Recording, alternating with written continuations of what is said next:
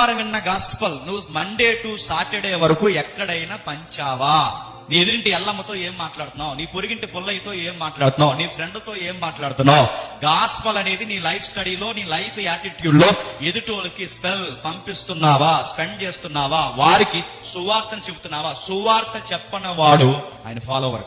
నువ్వు just Facebook follower లాంటి వాడు మాత్రమే, నువ్వు ఇన్స్టా ఫాలోవర్ లాంటి వాడు మాత్రమే. అంటే కొంతమంది యాక్టర్ని ఇష్టపడినప్పుడు ఒక లైక్ ఇచ్చి ఒక ఫాలోయింగ్ ఎలా కొడతారో, దేవుళ్ళలో ఒక దేవుడిని ఈయన లైక్ చేసావంతే, జస్ట్ లైక్ చేసావంతే, ఈయన ఇష్టపడ్డావంతే. లేదు నేను ఇష్టపడ్డం కాదు, ఈయన నేను రియల్ గానే ఫాలో అవుతున్నానంటే నీ బతుకులో సువార్త ఉందా? నేను అడుగుతున్నాను. నీ పాట, నీ మాట, నీ నడక, ఈవెన్ నీ వాట్సాప్ స్టేటస్, ఇంకా నీ ఇన్స్టా స్టేటస్, ట్విట్టర్ వాడుతున్నావో, ఇంకేం వాడుతున్నావో, ఏ మీడియా వాడుతున్నావో, స్టడీస్ లో ఉన్నావో, ఎంప్లాయీగా ఉన్నావో, సంసారంలో ఉన్నావో నాకు తెలియదు, కానీ ఎక్కడైనా నిన్ను కదిపితే నీ నోట ఆయన శిష్యుడిగా రావాల్సిన మాట సువార్త రావు.